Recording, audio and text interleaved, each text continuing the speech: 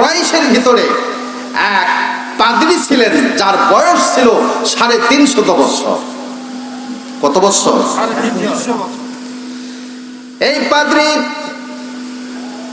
নবীজির জন্ম রজনীতে তিনি সেই ইতিহাস দেখার পরে তাড়াতাড়ি করে তিনি চলে গেলেন কোবায়েস পাহাড়ের নিকটে। কোবায়েস পাহাড় কোনটা চেনেন না আপনারা হাজী সাহেবেরা?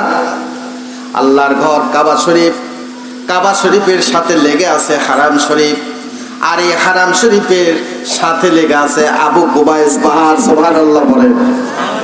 তাফসীরে জালালাইনে আসছে আউয়ালু জাবালুন আবু কুবায়েস, পৃথিবীর সর্বপ্রথম পাহাড় হচ্ছে এই আবু কুবায়েস। এই জন্য আবু কুবায়েসকে বলা হয় পাহাড়ের মা। কি বলা হয়? পাহাড়ের মা ছাড়া কি সন্তান হয়?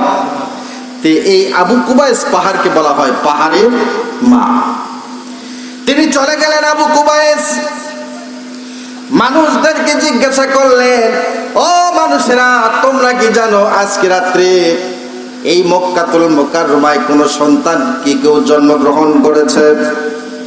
লোকেরা বলতে লাগলেন, এই রাত্রিতে একটা বাচ্চা জন্মগ্রহণ করেছেন, সেই বাচ্চার বাবা নাই, মা আছে, আর সেই বাচ্চার জন্ম হয়েছে খেজুরের পাতার বেড়ার ঘরের ভিতরে। সুবহানাল্লাহ বলেন। তখন এই পাদ্রী দৌড়ে চলে গেলেন, গিয়ে দেখছেন আবু লাহাব দাঁড়িয়ে আছে, আবু জেহেল দাঁড়িয়ে আছে, আল্লাহর হাবিব কচি বাচ্চা মা আমেনার কোলে তিনি শুয়ে আছেন। এইবার দৌড়ে গিয়ে তখন এই পাদ্রী জিজ্ঞাসা করলেন আবু লাহাবকে, বলো তো এই বাচ্চাটা দুনিয়ার বুকে আসলো কোন টাইমে? আবু লাহাব আবু জেহেল বললেন রাতের এত সময়ে জন্মগ্রহণ করেছে। বলে তোমরা যদি অনুমতি দাও তাহলে আমি এই বাচ্চাটারে একবার দেখতে চাই। এই আবেদন যখন জানালেন, আবু লাহাব আবু জেহেল অনুমতি দিলেন। আল্লাহর নবীজি তখন মার কোলে ছিলেন, মা আমেনার কোলে শুয়ে অবস্থায় আছেন। পাদ্রী তখন দৌড়ে গিয়ে এক নজর দিয়ে আমার নবীজিকে দেখে বললেন, মৌলুদুহু মক্কাতান ওয়া মুহাজিরুহু ইয়াসরিব মুলকুহু বিশাম। এই বাচ্চাই হলো সেই বাচ্চা যেই বাচ্চার নাম এই দুনিয়াতে হবে মুহাম্মদ, আর আল্লাহ পাকের লৌহে মাহফুজে তার নাম লেখা আছে আহমদ। সুবহানাল্লাহ পড়েন, আওয়াজ দিয়ে সুবহানাল্লাহ পড়েন।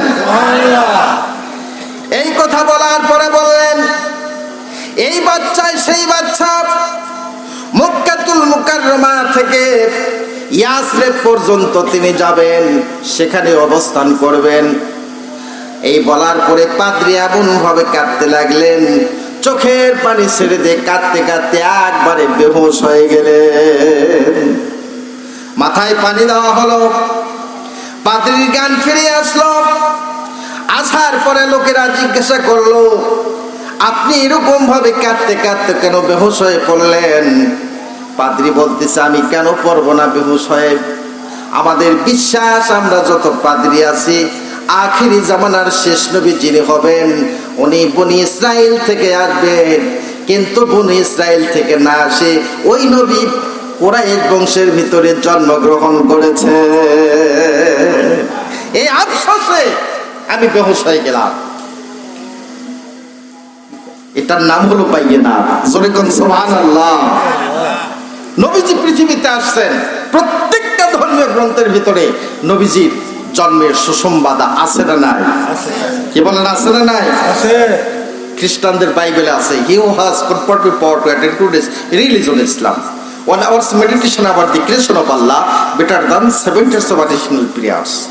এমন একজন মহামানব এই পৃথিবীতে আসবেন যার কথা, যার ফজিলত 1 ঘন্টা কেউ যদি আলোচনা করে 70 years of additional prayers, 70 বছর নফল ইবাদত করলে যে সওয়াব হবে তার চাইতে বেশি সওয়াব আল্লাহ রাব্বুল আলামিন তাদের আমলনামায় লিখে দিবে।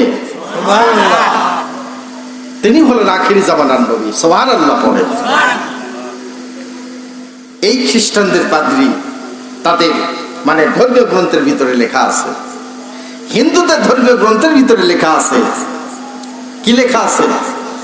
জাতি বিসর্বভূতে নমস্ত সেই নম নম হিতাই বিহিন্না বিতাই বিবিন্না আরব্বকুম মদনুন লং লং লা ইলাহা ইল্লাল্লাহ মুহাম্মাদুর রাসূলুল্লাহ সুবহানাল্লাহ বলেন। তাদের ধর্মীয় গ্রন্থের মধ্যে লেখা আছে আখিরি জামানার নবী এই দুনিয়ার বুকে জন্মগ্রহণ করবেন, তার নামের প্রথম অক্ষর হবে ম। সুবহানাল্লাহ বলেন। প্রথম অক্ষর কি? তার নামের প্রথম অক্ষর হবে ম। আর তিনি মক্কা শরীফে জন্মগ্রহণ করবেন। তার প্রতি কেহ যদি একবার ঈমান আনেন, একবার ঈমান আনার কারণে লা ইলাহা ইল্লাল্লাহ দাখালাল জান্নাহ, আল্লাহ তার জীবনের সব গুনাহ মাফ করে দিয়া আল্লাহ পাক তাকে বেহেশতে পাঠিয়ে দিবে। আমরা হলাম সেই নবীর উম্মত। সুবহানাল্লাহ পড়েন। আসলে আমাদের ভাগ্য ভালো না খারাপ?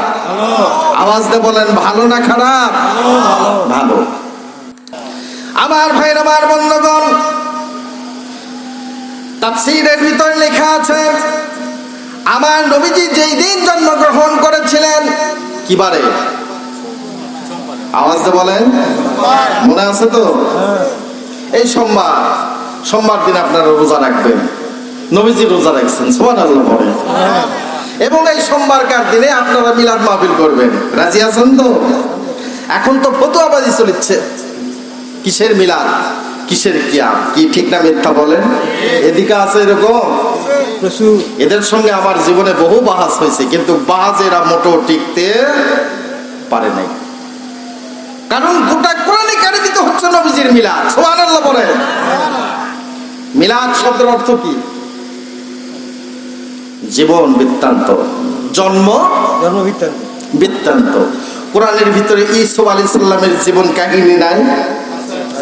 ইয়াকুব আলাইহিস সালামের নাই? ইব্রাহিম আলাইহিস সালামের নাই? ঈসা আলাইহিস সালামের নাই? তাহলে আমার নবী মুহাম্মদ রাসূলুল্লাহ সাল্লাল্লাহু আলাইহি ওয়াসাল্লামের জীবন কাহিনী বললে অসুবিধা কি? কি কথা ঠিক না মিথ্যা বলেন? সুতরাং সোমবার দিনে রাসূল এই পৃথিবীতে আসলেন, নবভূমণ্ডলীতে নবীজির জন্ম হল।